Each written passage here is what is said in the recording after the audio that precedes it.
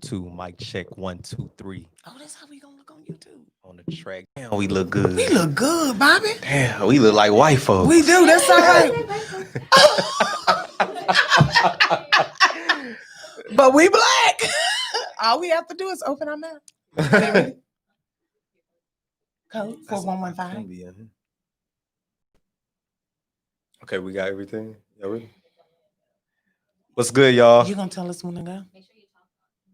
Yeah, I'm gonna try to make sure I can talk. I can't even hear myself through the earphones. What's good, Super Flata? I'm on there. Well, hi everybody. Welcome to our new podcast show. Well, my new podcast show, which is called Tap In Tuesdays. Tap in. Tap in. Welcome. We got the champagne. We do got the champagne because we are launching this new podcast show. I have my guest here. I call him my nephew. Good to see you. It's Lo, y'all. How y'all doing? I don't want her to introduce me because she like to tell too much of my business at all times. That's why it's a podcast. We're gonna get your business. Because if we don't, then what's the point then? Yeah. No, but I'll tell you a little bit about myself here. Mm-hmm. I am an author of this great book, Secrets in the Sanctuary. Mm-hmm. We will be talking about the book today. I want to hear about it from a male perspective. And that's going to come from you, of course. And then we're going to hear from it a little bit about it from Bobby. We are live. Beyond Bobby. The beautiful Bobby. Wait. We do got Bobby Boucher over there. We do. We're going to be talking about a little bit of everything, actually. We are. We're going to come in right now, though. Start off with the little book. I want to start off with chapter 1. We're gonna we'll get to Lo in a minute. Wait. No, actually, before we even get into the book, I just have some questions for my wonderful T. If y'all don't know out here, y'all gonna find out later. But I do have a background in journalism, so I really want to get into your business right now. Oh, okay. We can get it. Okay, we're gonna call it. So I want to know. Okay, so the book is titled "Secrets in the Sanctuary," right, y'all? Let's put it up. Yeah. Uh-huh. It's a really great book. Great book. Great reviews and everything on it. So make sure y'all cop that. What inspired you to write a piece of work like that? 'Cause when I tell y'all, it's like, well, for one, she gotta come from a writer background. You come from a writer background, correct? I did. I used to write for a small newspaper. Right. I did. Okay. Right. Took journalism class. We both know that. I did a little journalism class. Wrote for a small newspaper about 7 or 8 articles, and that's what inspired me to write the book, but also life. We live this. This book is real. Oh, they want me to pin the book name. Okay. If it's not you, we know someone who has lived this life, and the character, she's one of us in some kind of way. I think we all can identify with her. Right. So, it was a little bit of my life, and then I added a little bit of spice to it because we all have a little drama in our life, or we do. Had. Where can they get it at? She let me take over the interview. I really didn't mean to. I didn't mean to let you take over, but you're so good at what you do. Former NBC anchor. So I had to throw it out there. So it is part of your life, though, right? So hey. I mean, once you a journalist, you always a journalist. So that's how you able to see people BS from a mile away. That's right.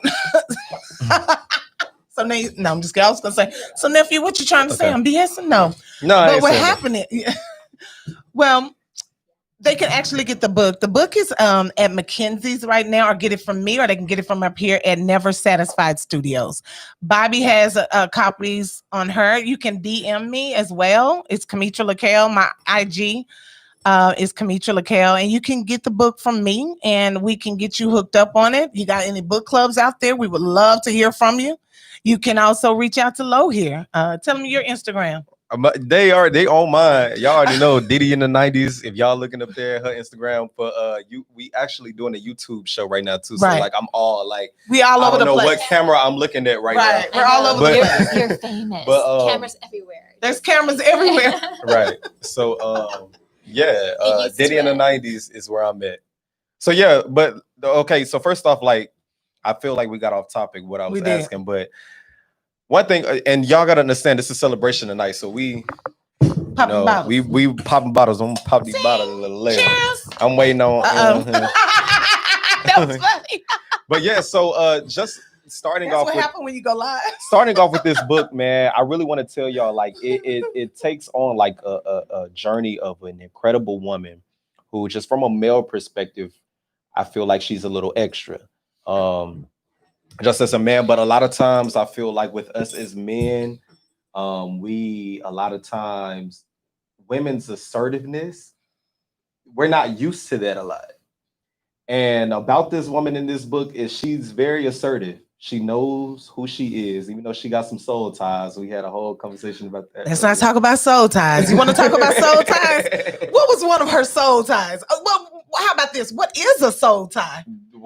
When you're laying with spirits, Lord, y'all out here laying with spirits, and them spirits. She had a few soul ties, but she broke away. So let's keep it 100. Okay, let's keep it real from a male perspective. Well, we can't tell y'all. We're not gonna tell the whole book. Yeah. We're not gonna tell the whole book. We'll give you some of the book though. And some of the book is she was assertive, she was a little aggressive, but she at the same time was trying to fix her own life. You know how we do. We done messed up so many times that we're like, I got to get this together, which is true. And she begins to try to get her life together because she loses basically everything. Without telling everything, I'm gonna tell you a little bit. She loses everything, and so in order to get that back, she has to make a transition. So she moves to a whole nother city.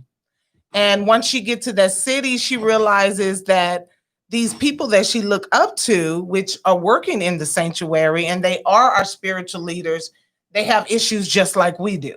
And what she thought, or what she once looked up to, she ended up helping them out of the situation they were in. That's the good part about it. Then there's mess. But wait a minute. There's mess behind the mess. Mina ass. Bro. The character is Mina. And she be out here in these streets. She ain't no damn saint either. She's not. I said she was trying to get her life together. She ain't. You know how it's saints and ain't. She one of them ain't.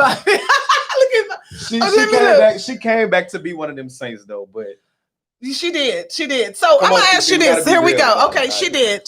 There's some. I mean, it's not a PG-13 book. It ain't. Let's keep it 100. A lot of what up division. What's good, bro?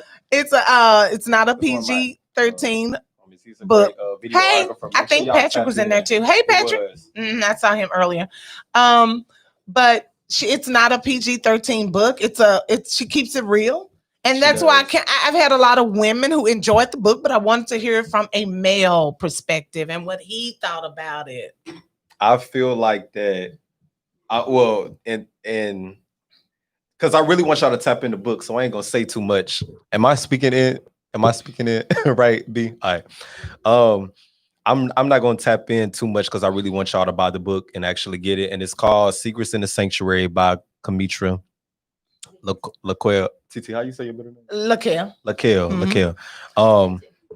one too. Show the show it up here. I know we got like 5 different angles. We got a lot. But I really want y'all to get this book because I mean, like I said, the character is phenomenal. But from a male standpoint, I do feel like that a lot of men aren't ready for to tap into this character. Oh wow! And the only reason why we doing tap into right. Let's tap in the book. Okay, let's tap in something about it then. Okay. What part would you say? What made you say that? I feel like that she's right in a lot of sense, but I also feel her male counterpoints around her too on some of it. One of them being the one she called out within the first 5 seconds of the damn book, y'all. Yeah, sometimes you gotta tell the truth. Yeah, like she called that man out, Bobby. But we can't turn it around. That's another. I wish I could tell y'all so much. She was basically trying to create a position for her that she was not taking. It was a salary cut, but baby girl, he's still trying to keep you on. You know what I'm saying? Because you a little tenderoni. You know what I mean? So let me tell you that. Let me say this from a male perspective and a woman, just a human being perspective, period, right? And Bobby, you can chime in on this at any time. Bobby ain't even if someone she read a few, she said she. I knew. Said she read I know about, what you're talking about, Mr. Bobby said. Okay. I gotta turn it. Bobby said I did. I'm gonna say from a human being perspective, okay, not just a woman or man, just human being. If someone came to you and told you, we're gonna keep you on. This is anyone. Remember, this is your livelihood. Mm-hmm. We want to keep you on the job, but we're gonna give you a $30,000 pay cut. It wasn't that much. It was like, and then more than that. It was 50. But I'm giving you a little bit. But listen to this, Bobby. Listen to this. Talking about she didn't read the book. No. But look, Bobby. Then this man go on to say, "You can be my receptionist." I know. That's when I'm gonna start cussing. When But hey, real nigga shit though. You can be my receptionist. I'm telling y'all, Mina, all shit, boss man in here. But I'm telling y'all. Hey, boss man. Mina ass gave it up. She did, and she gave it up before we even knew what the fuck she was about in the book. So we already knew her motherfucking ass gonna give that shit up anyway. Next caller. No. Next chapter. No. Hey, you wanted the nigga standpoint from the book. That's true. That's true. Did she here going? Okay. First of all, she did not give anything up. It was just her night. Go ahead. Yeah, Bobby. She said, well, because supposedly they both had issues going on in their relationship. Come on, Bobby. They had issues going on in their relationship, and then what was it, New Year's Eve or something? They just hooked up, and then that's when she found out. Yeah, she found out the next day about her job. Hey, Bobby, can we put the YouTube camera on you real quick too? Yeah, so y'all can get some eye candy. Look at Bobby. We can't turn the camera around on you. I need to see y'all, not me. She like, y'all the superstar. I don't want to be on nothing. She ain't trying to. She want to be in the. She want to be in the background. She ain't trying to be in the background. I don't really have to be in the front. She ain't trying to. Okay. Pat said under the table. Pat said under the motherfucker. Pat read the book and he talking about under the table. But anyway, who said turn it up? I said we finna turn up. Okay, well listen to this. It was an under the table deal. Right, it was a New Year's party. We see you, Pat. It was a New Year's party. Right. And we get that, hey, new beginnings, New Year's, it just didn't happen the way she wanted it. That's the first chapter, but I'm gonna tell you about the book. There's more to this than just about her taking a pay cut. Let's keep it real. It is. She does have a spiritual walk. Right. She has it's a message behind the mess. It is. Get your book. Look at that. That's pretty too. Get your book. It is. Get your book. Like I said, you can DM me. DM Low. Yeah, I'm gonna make sure y'all get that too. And you can get them, get the book. Now we're gonna change and we're gonna turn the page. Let's turn the page. We're gonna get in your business. Oh shit!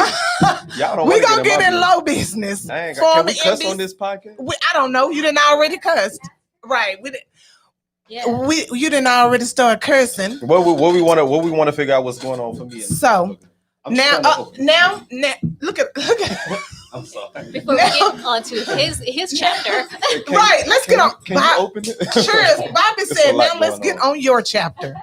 So now we can get on Bobby. We can get on Lowe's chapter. Okay. Let's talk. Let's get in your business a little bit. We've talked about the book. You're very talented as well, I must say. Does some writing and producing himself, and that's why I did have him as my first guest. He is very talented. Interviewed many celebrities. Whoa! Okay, Bobby. What's good, Bobby Boucher? Okay. She said, "Cheers." Interviewed many celebrities himself. It's taught me a little bit. Tell me what you got going on. Tell me what's up with you. Do you plan on writing a book? What you got going on currently? So I'm always writing because I'm a journalist first. Right. So I've always had that creative spark in me to write. Okay. Even if it's just journaling and stuff like that. You know what I'm saying? I love to write. But right now, you know what I'm saying? I've been taking some focus off of just writing for other people and just starting to put that into myself right now.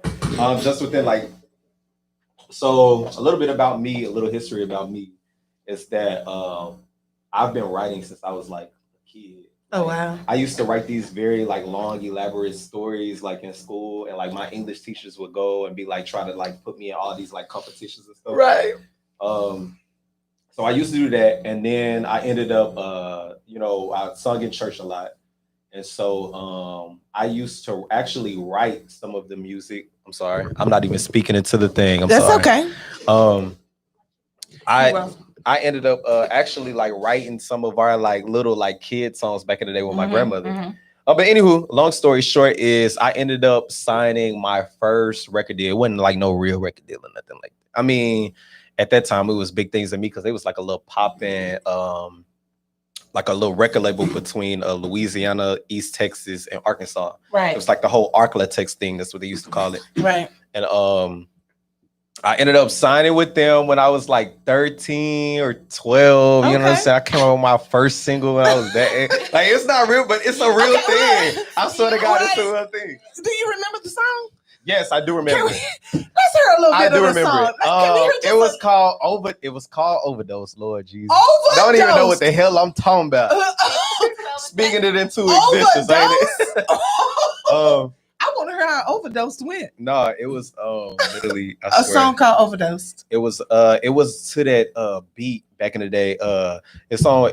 They say she's having my baby. I don't know if it's mine. It all started with a one night. They say she having my baby. Okay. Jay Shin. It was a group called Jay Shin back in the day. Okay. Only y'all from the hood know about that group. Okay. I swear.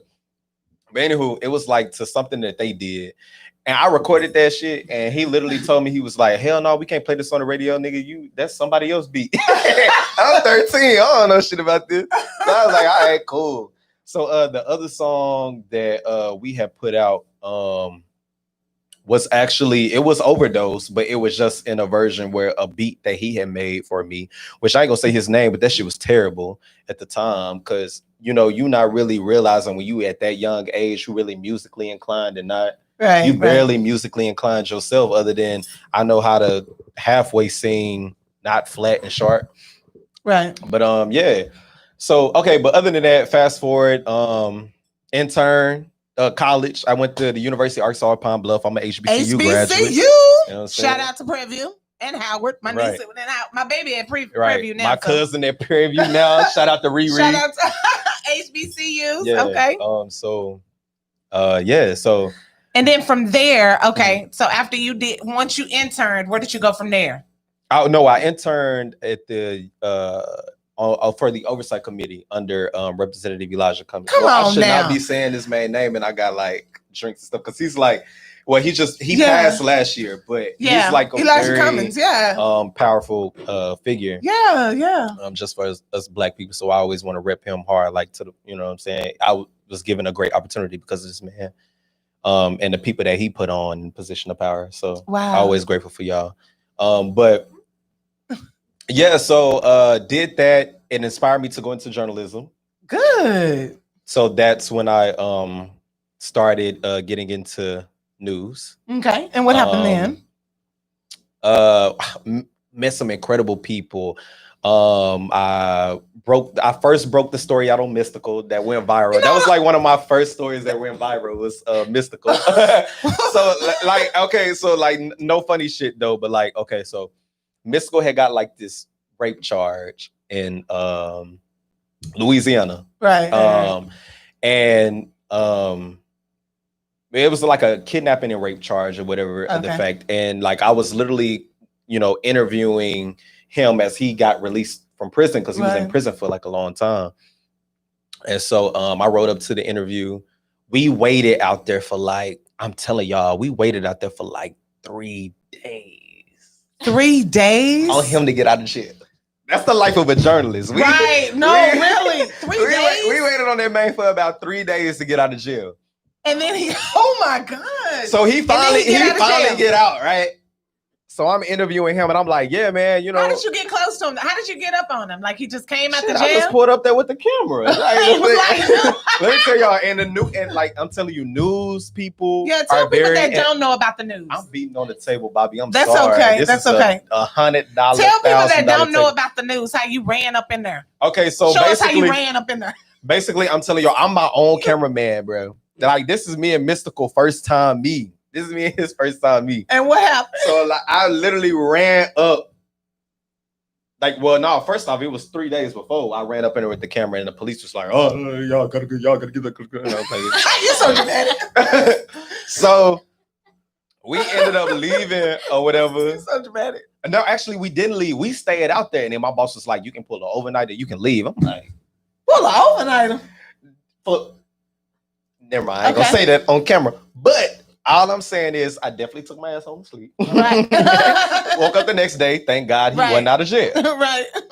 So then the second day I was like, oh, man, look, guy, if this story ain't for me, it ain't for me because I'm not staying up here. Right. You know what I'm saying? That's the life of a journalist. That's the people don't know the sacrifice, right? They don't. The sacrifice is real. The sacrifice is real. So I think that third day, my boss was like, hey, he getting out today. I need you to be there. I need you to be there. And I was like, all right, bet. So, I pulled over my camera.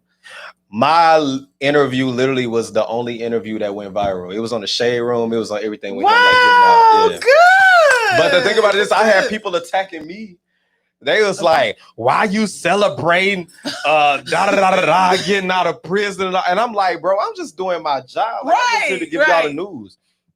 And so I will say over time, no offense to the young lady that whatever's going on with but me and Mystical did have a report with each other, like, you know what I'm saying? After and that, like and like he a cool dude, like in my book. I don't know about all of that, but I know just him as a person, like whenever when it was stuff outside of like news and all the TV camera stuff, you know what I'm saying? He was like a real cool dude. And I mean, that's one of my stepfather's favorite rappers. You know what I'm saying? Yeah. It's not even like on the music tip. Yeah. Because I'm very much of a person that, especially in my adult life, where I can admire you and still deal with you at a distance. You know what I'm saying? Absolutely. So talking about that can be in any situation now. Yeah. We admire a lot of people. But meeting your idols, I'm telling you, is sometimes some of the suckiest thing, like, y'all, for real. Like, I don't ever want to fake the funk with any of, like, I know I come from a small town, so any of the little kids like looking up to me and stuff like that, like, I don't ever want to come off to them like I'm bigger than what I am. Because then when people come off as that and you meet me, like, that's what you're gonna remember me as. Right. You know real talk. Speaking of that. Mm-hmm.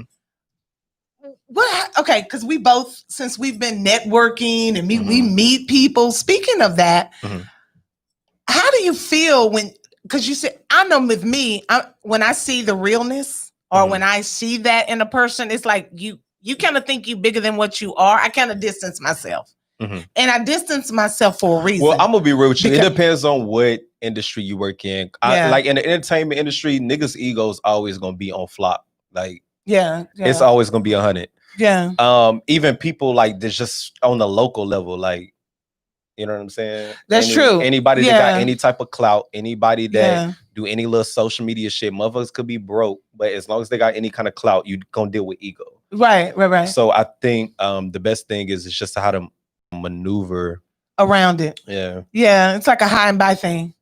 Hey, you're like, hey, how you doing? And I keep a lot of friendships like distant. For now, I'm realizing as I get older that they're for a reason. You know what I'm saying? Yeah, that's true. Keeping or a season. And so, I mean, it is what just it is. Keep it moving. Point. Yeah. Okay. But yeah, moving outside of the, I really want to talk about this. Moving outside of news to a different career path. That's what I really like. Right. Want to get, because like that was not easy. That's what I was going to ask you though. How do you, because that's a transition period. Because this was kind of hard for me. Even when writing the book, I started the book in 2014. The book was not published until 2018. 4 years. And the reason why is because for all that time, from the time I was like 22 to the time I was almost 40, I was in property management. And I was a manager. I was in corporate America. Right. Exactly. So when I went back to school, the transition part of just getting the book out, remember, it is you're changing. Right. And even with the podcast, you're changing. Right. So for you, you left NBC. You talk about this great interview you had. Yeah, you Dolly Parton. I was interviewing. I had that. Boosie. I had all them back to back. It was just the 86 South tour. All that. What's his name? DC Young Fly, all them, like, you know what I'm saying? Like, I really like was doing like a lot of like huge name interviews at the time. And I left all of that to really chase my dream and my passion, which has always been music and writing. Right. So that transition period, though, I know for me, it was difficult. It was the most difficult shit I've ever done in my hard. life. Oh my God. Is that not hard? It was one of the. It's so challenging. It is. So, but I will tell you this. I mean, there is light at the end of the tunnel, or not. While you going through? Because I ain't never made as much money as I'm making now. I said the same thing. No, let's keep it real. I was like, I can actually go to work, be happy, put your podcast out, write your book. I'm trying to write me another one, and it's actually the change is good, right? Yeah. The transition is good. So whatever you're going for, go for it. I say just do it after 2020, and what didn't happen this year, ain't no telling what's gonna happen in 2021. Just go. I'm telling you. Go for it, yeah. So what is? I'm just trying to get. I hate this. Oh, like, I look. Yeah, me too. But what's good? We got cameras everywhere. Right. I don't want y'all to I don't want y'all to think that I'm ignoring y'all either, because I'm seeing a lot of people pop in here and saying stuff. Yeah. It's just a simple fact that like I'm a little. Are we? He's trying to fix it. Can I get off of my live and we just go to? Because I'm gonna post clips from this. That's fine. Yeah, okay. That's cool. Okay, so talking about the transition, what are you doing now? Let's talk about that. What are you doing now? So I am a songwriter. Okay. I've done some little A&R work here and there. Yeah.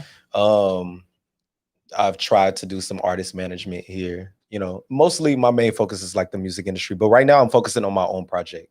That's like my main focus. I still, if it's a paid gig, you know, like write for people and stuff like that, you know what I'm saying? But like for the most part, like I'm kind of I'm ready to do my own thing. Okay. I'm always down to build and work with people. Yeah. But I'm just really like on my own thing right now. Okay. Yeah. So yeah, I have a project that I'm trying to push out. I don't like to give myself dates. That's okay. Yeah. Right. Because I gave myself dates. Like, I gave myself dates all this year, bro. And literally none of them had worked. I did too. Right. Yeah. I was like, oh, I'm gonna finish this at the end of such and such. And then, you know, something I got a song that I was supposed to been done finished that never satisfied over here for like I haven't finished yet. Haven't. No.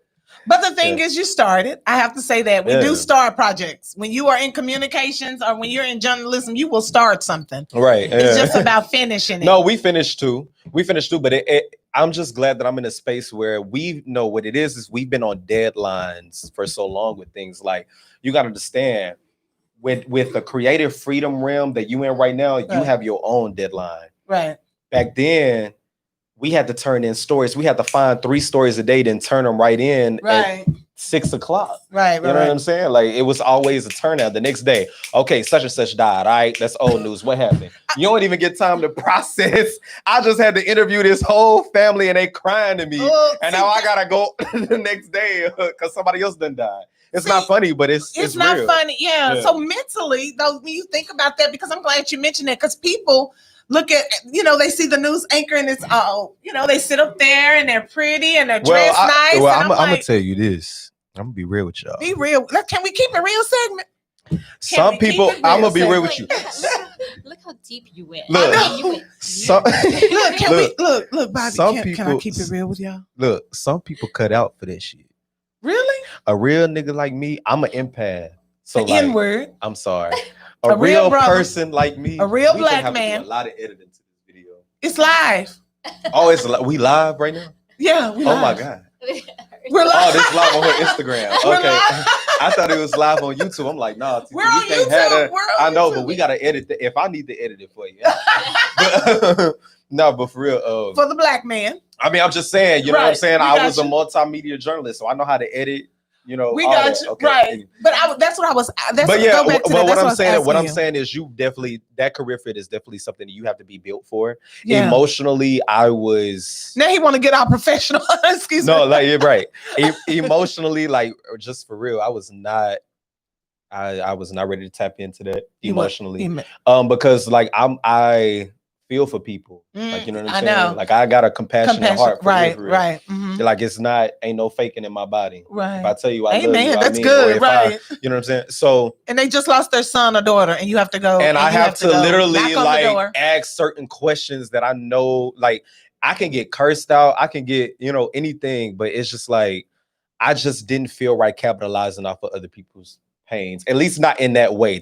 I just feel like that wasn't my type of storytelling that I wanted to do. Right. And that's why. So that's part of the transition, because you still used your gift and your talent by writing music. I mean, for real, you just moved it. Yeah, I just I had to. I mean, a lot of times, especially in my generation, where so we taught to go to college and get a job and get a career, and get married, have children, right? But I did everything right except that. I did that. Right. I got married and I messed up on that. No, I got the mama rock and roll right. I sent my baby out to college, but the married boy, look. That's okay though. But I'm just saying, people are people. You know what I'm saying? Right. But like, literally, I did everything right. Like, I did that whole, like, I go to college, I intern, I get a career. And then it just came to a point where it was like, my integrity with my career just wasn't worth it anymore. And I wanted to. That's deep. It's deep, but y'all don't even realize. It means a lot to somebody. Yeah, that means a lot, because you know what that says? You like, you know what? I remember talking to you about something like integrity. Integrity. We just talked about integrity, and I said, sometimes it's just not worth it. And I think I wrote something like like, is it worth it Wednesday? Like, is it worth you hurting someone just to get an interview? Meaning you're bothering them, or it may be a question you ask that may offend them. I'm gonna be real with you, y'all. I pulled up on one of these ladies. Lord, I hope none of these people remember me, but I pulled up on one of these ladies, like, her child was like reported missing, and I think like 2 weeks later he like committed a murder or something. Wow. So I pulled up on her, told my cameraman, record this, I'm gonna go talk to her.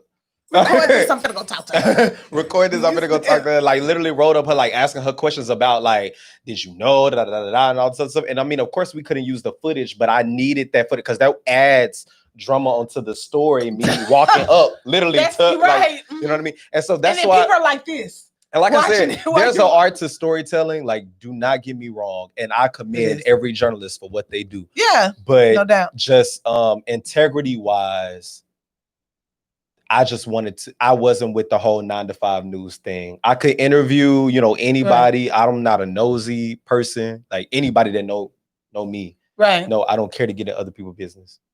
So let me ask you this. That being said, we were talking. Let me ask you this. We're going to talk about this real quick. How did you handle politics? Because we know with everything that's going on now, the Black Lives Matter movement, all this, when you're in journalism, I mean, you can't say nothing. If you on contract with somebody, you can't say shit. How did you handle that? Like, being a Democrat or a Republican, or who you're gonna vote for? No. You can't say anything. Like, if anybody in the public sees that we ain't been drinking nothing. We over here talking about this. Cheers. Thank you. Let me taste. If anybody in the public, like, even gets a little. Thank you, Boss Man. Oh, that's pretty good. Right. Shout out to JD. Right. Shout out, Boss Man. Yeah. But if anybody in the public, like, gets a sense or ounce that you sway this way or another, like, they are going to rip you apart. Yeah. Like, I've been ripped apart on stories that I'm like, did y'all even go read my article? Like, y'all didn't even read the story. Like, this, I said none of this. Right, because you do watch the news and you are watching it like, I wonder who they voted for. You know, when you're listening to an anchor because you're sitting there and they're talking about now the some elections, people. Now, actually, right? I'm gonna be. Actually, like, hold on. Let me say something. Some people in these Dallas markets can get away with that, but we ain't gonna say no names. Oh, don't say no name. We're not gonna be messy. So I ain't gonna be messy. I left it there. I said I ain't gonna say no names. Yeah, you're right. They can get away with it. Yeah, because that's sometimes I think in this Dallas market, like they want more people out here to be more a little. You know, but the thing about it is, it's always gonna come back to bite you in the. Oh, everything, absolutely, like that, because I've seen it done to. I've seen it not up close personal, but I've seen it done to one person out here in the field where, you know, they were getting like a little notoriety, and other people were hating on them in that same breath. But you gotta be careful. It like I said, that news is just a thin line that you gotta be willing to walk. Yeah. Will you ever go back? Woo. Child, you some woo. Why you? I'm just curious. Would you ever go back? Because I watched some of your clippings, and you were a great. You interviewed very well. I must give you your props. Very well. And I'm just curious. Like right before the show, earlier this week, actually, or last week, I watched some of your clippings, and I was like, man, I wonder. I was going to ask you that. Will you ever go back? Do you ever think? I mean, people they look at anchors or they look at journalists, and they watch you on TV, and you become part of their household. Am I right? You do. Every night you're watching that person, you become a part of their household. We're like, I have to see such and such, or I'm turning this. I know my mom or my sisters, they may say, well, girl, I watch this channel. Or, so, you know, there's something that kept you there for as long as you were there, and it's a check. No, I'm just like, no. Check. No. Really? No, I did love the art of storytelling. Like literally, I wanted to get better. Like I literally like went out and I do not advise anybody else who want to get in this industry to do this, but or that industry, right? But like I went out and like scouted like the people that I wanted to be like, and I reached out to them, and I was like, you know, I sent my work to them, like, how can you help me, and you know, all this other stuff, you know, and a lot with that is, I mean, it was cool. I got some good feedback from some cats that I ain't gonna lie. Black men in journalism. Oh, come on now. Black men in journalism. Shout out to my journalism brothers. Shout out to they stick together. They do. They do. It be some of them that's a little what Bobby, what is you know, crab in the barrel, bucket crab. What's the saying? Yeah, mentality. They got that mentality. But as for the black men, they stick together. But there are like, especially like I'm really inspired by the younger cats that are like doing their thing like in journalism. Like the dudes that came up like in my generation, like when we came through, like all of them are like close knit, like cool, like you know what I'm saying? Like they congratulate each other when they get like different gigs. Yeah. And it ain't no like distant shade or hate. Like they all actually cool with each other. Together. Yeah. That's good. And you need that. Yeah. Let me ask you this. Do you ever do people ever share stories, like say, hey, I got a story? And all the time. You? Okay. Okay. All the time. So right. It's my turn? Yes. Okay. Oh, that's true. Yes. Okay. It's true. How I ended up in journalism was I went back to school. I was 37 at that time. I'm not going to give my age away, but that's how I ended up in journalism. I accidentally took a journalism class. Yeah, it was an accident. Yes, it was. I was not trying to go back to school. I did not even know I had this gift of writing. I did not know. I did not. People would tell me, because I was in corporate America, man, you know, you send out an email. You write a book when you send that email out. Literally, it came to pass. Really, talk about speaking to existence. And so I got into a journalism class, and the professor put a piece of paper in front of me with a piece of paper with a pen, and on the paper were sentences, and they were all scrambled. And she told me, put this story together.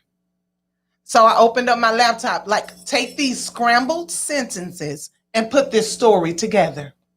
And I put the story together. And I typed it up on my laptop, and they printed it out, and I handed it to her, and she was like, "Would you like to work?" It was like 2 days later, she's like, Would you like to work for the newspaper? And I said, I guess. And she was like, do you not know if you want to work for a newspaper? I was like, well, I guess. What is it doing? She was like, writing articles. I was like, oh, I can't do that. Write articles. She was like, no, you can. Like, they want you. And so they the articles turned into, I wrote 8 articles. Yeah, you're very crafty. Right. She is very crafty. I love her analogies. Her analogies. It was one of that. Oh my God. Did I write it down? But yeah, that's how I started writing. And I'm gonna tell you this, my first article. Talk about someone from corporate America, okay? My first article. They send me to do the report. It was like a first time bride at 55. I was like, I did write that. Bars. I was like, what? Like a first time bride at 55, bro. It's in the book. First time bride at 55. Right. Cheers to that. Cheers to the first time brides at 55. That's a feeling that I hope to experience every day of my life. I want to be happy like that. God damn. Yeah. I have to say it myself, it's a good book. But this is the reason I'm going to tell you this, okay? Because sometimes. Are we getting off topic here? No, we're still on it. Sometimes you don't know, like you don't know your gift. You don't know exactly the gift you have. Mm-hmm. So when she, it took someone else to say, hey, you can write. You know what I mean? They send me to, I'm going to say this and make it quick. They send me to a play or a show. And it was about Black women in media and how we were described. So they give me this, they give it to me, and they was like, write it, and we need you to title it. So I'm sitting there watching the program. They went way back to the 1920s. I'm like, what am I going to title this? Title came to me just like this book. And my first article was Stereotypes of a Black Woman, Exposed and Explained. I like that. I was my first. That's some power. That got some oil right there. Talk about balls. Stereotypes of a Black woman, exposed and explained. It sounds like a mystery. Right, because we are oftentimes stereotyped. So when I'm watching, remember, let me mind you, I just left corporate America, right? Mm-hmm. Wasn't even it was 90 days. So you give me something to write and you send me to this play about Black women that were basically misunderstood. So I turned it around because we weren't misunderstood. We were just stereotyped. But shout out to the opportunity though, to be able to opportunity. Just to be a journalist. I mean, you know what I'm saying? In a Black play. Yeah. There's so often times where like, a lot of times, like even as a journalist, like you get placed into only doing the Black stories because you're Black. Right. but I wasn't gonna say that's why they sent me to the play. but no, it's real cool that you. But that's like a really cool like first ever like article. First ever article. That's like amazing. They wanted that perspective. And that's why they sent you. When I look back, chime in, Bobby. Put the camera on you, Bobby. I'm trying to tell them. Right. Now that I look back on it, I'm like, that's because at that time I wasn't thinking. I was just like, oh, I'm just going, I'm going back to school, single mother. I'm like, oh, well, okay. I did not, when I was at the play, I wasn't thinking about that's why they sent me, which was good. But I was able to take that play and write you a whole article. I didn't have to do any research. I'm like, this is what we saw growing up. Everyone isn't always angry because that's what the play was about. Yeah. It was like, this woman is angry, but it was in film. How you see Black women in film. And I was like, well, we saw Claire Huxtable. It was a lot of things I pointed out. She wasn't an angry Black woman. We see strength in Black women on film. We don't always see them as angry. And so I was able to put that into an article. Nice. Yeah. And that's what happened with that. So I'm looking at us. I'm just keeping tabs. Well, on how we look right How we look right now? Well, you already told us how we look right now. Yeah, we look great. Yeah. I know I'm lit. Jesus. But that's okay. Nobody would have known that. So that being said, when you said something like bars, back to what you were saying about a bride at 55, was there anything else you caught?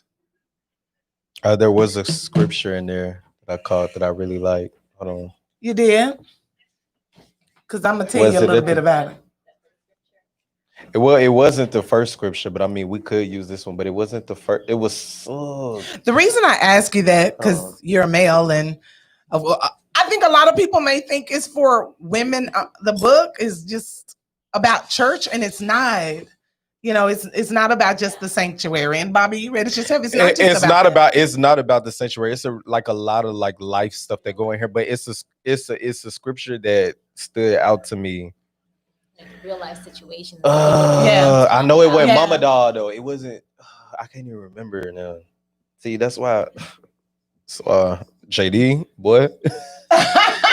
That's okay, because if he's listening, it's all good. Look, it's all good. JD, I'm blaming you, boy. We just know I'm blaming you. We just know next time we won't be going. Moving right along. Though I do have something to say. With it being Thanksgiving. What we thankful for? I wasn't gonna ask you that. Oh. No, I wasn't gonna ask you that. Okay. I was gonna ask you, because I want to do something different from Thanksgiving. So, what are y'all eating for Thanksgiving? Chitlins. Who's making it? My mama.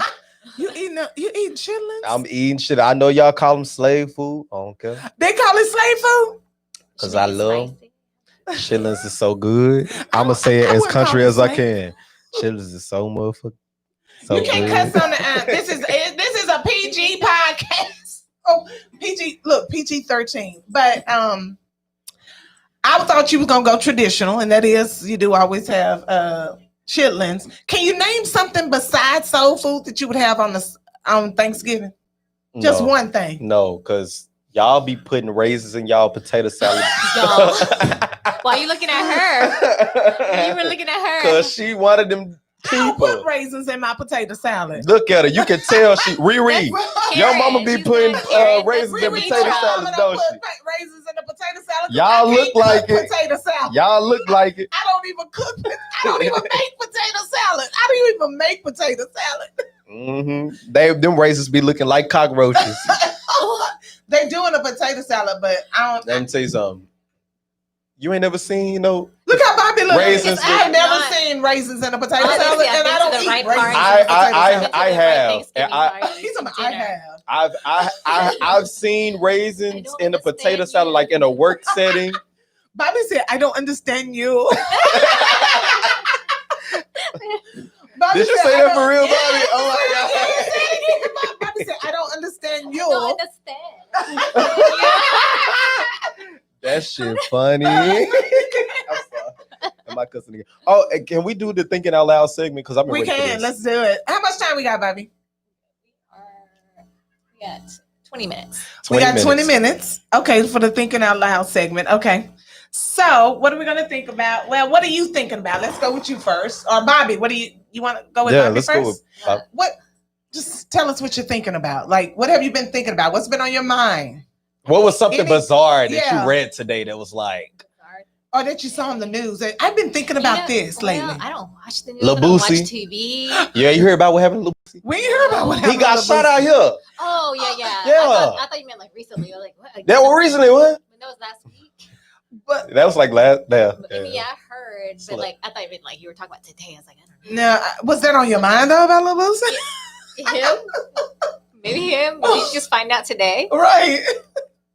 No, that took a minute to answer. Was that on your mind today? I was watching us on this live, seeing what I was looking like. Hey, millennial, so vain.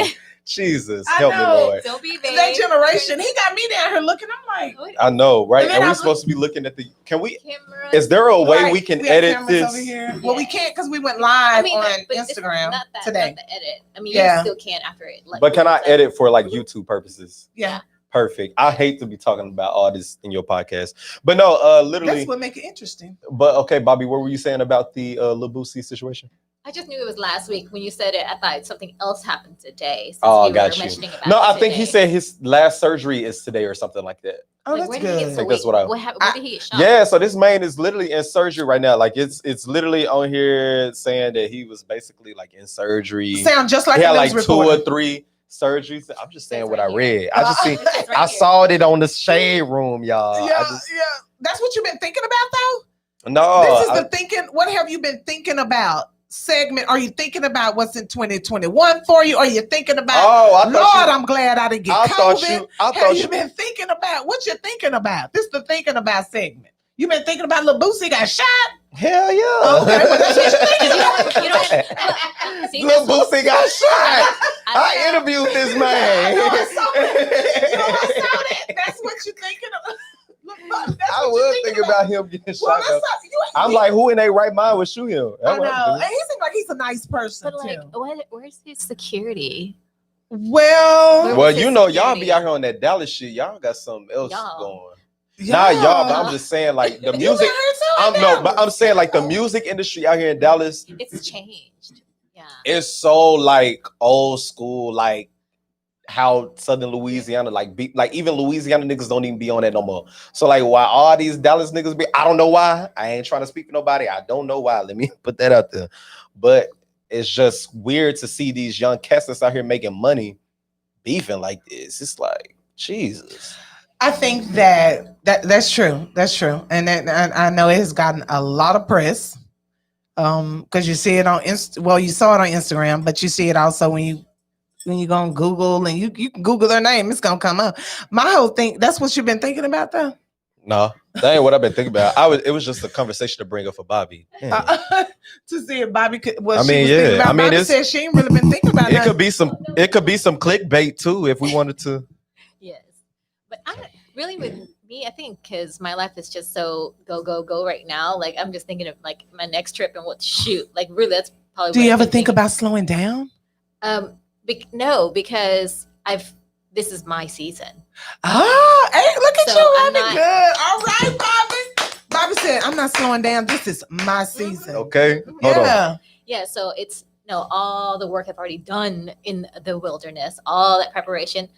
It's everything now that's coming. It's easy. It's just time to get collect. Time to get it. Yeah, collect that reward. So for all that labor. Yeah, no time for slowing down right now. That's real. That's good. That's what I respect the woman that hustle. Mm-hmm. That hustle ain't nothing like that hustle. But the hustle is real. Yeah, because I'd be mad if I wake up like past 6, 7 o'clock. I'm like, oh my God, I wasted my whole day. Yeah. True. I don't. I know. I'd be happy I slept. I don't know, because I be like, my daughter can sleep till like 11. I'm like, girl, if I'm not up by 8, I'm antsy. Like, I'm mad at myself. Yeah, like, how do you sleep to 10? Like 10 a.m. I guess because I'm so used to being up and on the go. I'm like, no. So what have you been thinking about besides Lil Boosie? I actually been thinking about this story that you did interview him. No, I was just saying. No, I actually been thinking about this story that I heard on the radio earlier today about like a little kid getting kicked out of school because he had like a shirt on that said, "Well, I died today because of my black life," or something like that. I thought about that today. And it's like, y'all, like, I come from the sticks. I come from the country, right? It's so many motherfuckers that was wearing like rebel flags and the South will rise again type of like shirts and stuff like that. And it's just funny to me that a whole school district will kick a little black kid out of school for saying something like this. You got kids out here wearing rebel flags and saying stuff like the South will rise again. Like, we just didn't fight against. Y'all know the history. I ain't even gonna tell y'all. I did hear about that today. And actually what I thought about was, how would I feel as a parent if it was my son? That's something I thought about, I don't have a son, but I have a daughter. So if there was my son or my daughter, if they would have wore the t-shirt, I'm quite sure his parents had to have seen him, right? And so, but I thought about me as a parent, like, how would I have felt if my son wore to school and they told him he had to leave? My thoughts on that is, since we're talking about what you're thinking about, I would have supported him, because for one, it is freedom of expression. Right. And that's why, I mean, we live here for a reason. I'm not any kind of political advisor. I don't try to be, but I think that if we're able to wear shirts that say mood, or a shirt that says anything else that we want to say, then why can't we wear that? Why can't we wear that shirt? Mm-hmm. Why couldn't he express his feelings by not speaking it, but just wearing it? So that was my thoughts on that. Bobby, you want to chime in? What if it was your shot? Because you actually do have a son. I do. Yeah. And the thing is, he knows because he's biracial. He's right. Black and Asian. He's Black and Asian. Right. So it's like But you was gonna say he knows he's Black. Yeah, he knows he's Black. Right. Yeah. He knows exactly. he's Black, but exactly. Still, he knows he's Black, but I don't think he really fully knows like the surrounding he's in, or in terms of, because it's so diverse. Right. I'm around so many. So he goes to a really good school, in other words. So he goes to a really good school. He goes to a private school, y'all. That's what she's saying. So I don't know if he'll be wearing that shirt. No, but he knows though, because like he's just like, because there was another school that we went to. He's like, Mom, I'm the only brown person. Yeah, he knows. So he knows. He knows because he knows he's gotten in like certain trouble at this particular school, but down the school he's at, he's fine. Yeah. He's more like him. But he knows, but I think, I don't know, because it's so weird, because it is like a biracial thing. Like, I don't know if even the other like authorities or teachers or whatever would know that he's biracial, or just see him as one color. So it's interesting to me too, because I'm like, I don't know. Because it maybe different angles he does maybe look Black, or maybe in different other angles he looks more Asian. So it's like we don't know. I could not tell any of your kids was Black when I saw them. You did? Really? I could not tell. Really? Well, he funny like that. I even call her a white woman. And I know I'm Black. Braids and all. I know I'm Black.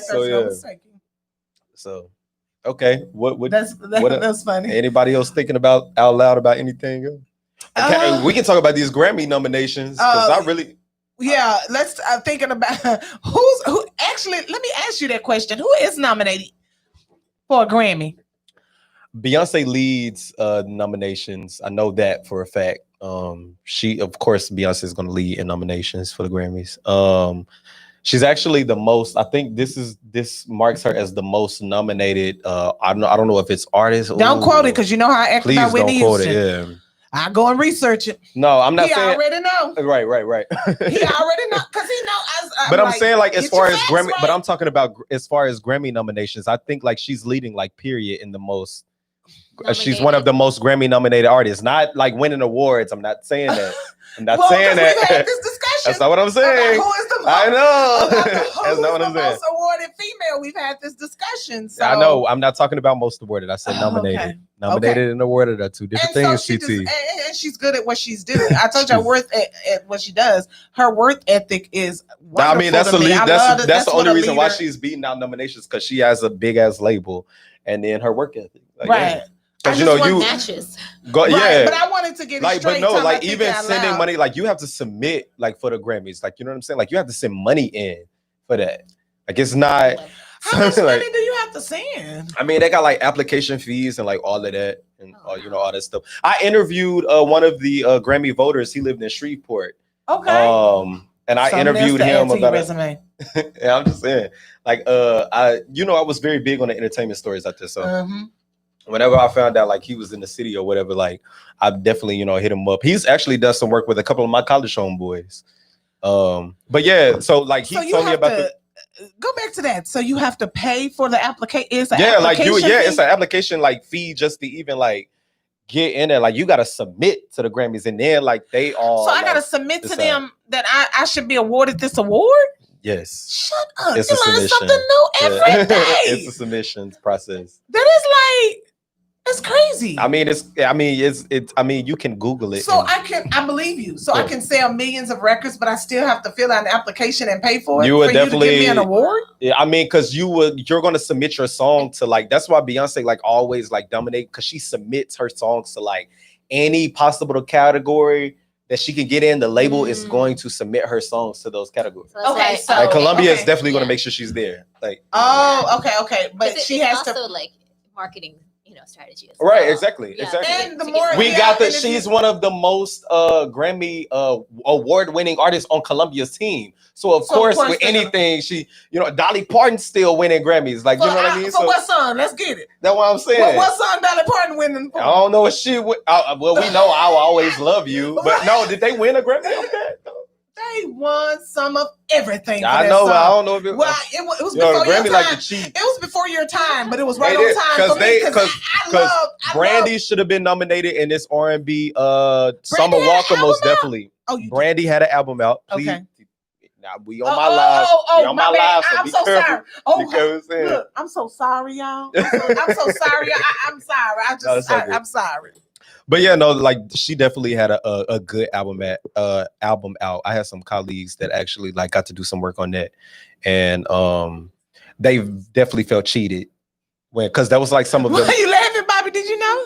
No, I didn't know. No, yeah, but like that was some of the most like best body of work that R&B wise is like we've seen in a long time. No, I'm a fan of hers. She got some. I will say Summer Walker definitely was cheated. She wasn't nominated? She was not nominated. She had the biggest debut from a R&B female artist since Beyonce. Wow. Yeah. So she charted number 2 on Billboard with her Over album. And so I mean Billboard doesn't mean, you know what I'm saying, Grammys, we get that, but to me music wise, it was a good album to me. It was great writing. But I can't look at the writers. But I'm gonna be real with y'all. On every song, I go like, who wrote it? Right. Like, cause I always look at the writers. Yeah, but I'm gonna be real with you, like, and that's why we need more representation, just even within like just the Grammys and who they choose to be over stuff, because they be very out of touch in certain areas. I mean, all of them are literally like, excuse me for saying this, but they're like white men that are older than everybody in this room. Oh, like the Oscars? Basically. Yeah. So they need to be in touch. And I mean, and not even touch, but like music is ever changing. Right. You know what I'm saying? So it's just kind of like, if your ear ain't right, how you gonna judge a body of work? Come on, when the only stuff you used to listen to is Handel's Messiah. Like, you know what I'm saying? Like, how are you going to judge? How you gonna judge Megan Thee Stallion where all you listen to is I was just saying, make it make sense. That's like a person. If all you listen to is rap, how you gonna judge this? Yeah. Or how you gonna? If I just feel like listen to is rap. I just feel like there needs to be more well-rounded ears within the academy. Yeah, yeah. All right. Wow, I mean, that was good. Great, that was good. So are we done? The podcast is over? You're not gonna wrap it up? I am. You didn't give me my bad, TT. Chance. Yeah, I got to be on my TT podcast today. So that's why I got y'all online. Thank you so much for coming. Thank you so much for being my special guest and having me lunch my podcast. And I have had fun tonight. Yeah, I know, right? And you taught me a lot, though. Actually, I learned a lot from you. I didn't know that about the Grammys, and I'm sure you helped many people out there. I did not know that about the Grammys. Yeah. I mean, I knew there's a board. It's shocking that you have to pay an application fee. It's kind of like the film festival. Yeah, like, too. I mean, I guess right. It's the same thing like with the film festival. Like when you have to submit your work and then you have to pay this fee to Yep. It's literally the same thing. Because it's just the exposure as well. You know? Yeah. So thank you, Bobby. Thanks for chiming in. Thank you so much for having me, TT. Thank you for tapping in. Thank y'all for tapping in, everyone. Tuesday. Thank you so much, live, for tapping in. Whoever watched, I hope you got something out of this. I hope you enjoyed it. Right. We'll see you not next Tuesday, but we'll tap in with you the next Tuesday. Tuesday after next, baby. The Tuesday after next for 1 hour. And if you want to watch this again, you can see it on YouTube. You can go to Tap In Tuesdays on YouTube. Subscribe, leave a comment, like, share, have fun. Do all those good things. And they laughing at me on my Instagram. I'm laughing at you on your Instagram. They know I'm over. But we've come to an end. Thank you so much. Cheers. Thank you so much. Cheers. Happy Thanksgiving. Happy Thanksgiving. And I'm thankful for all of you, and I'm thankful that we had a good time, and I'm thankful that I had a wonderful guest. I'm thankful for you too. Good night.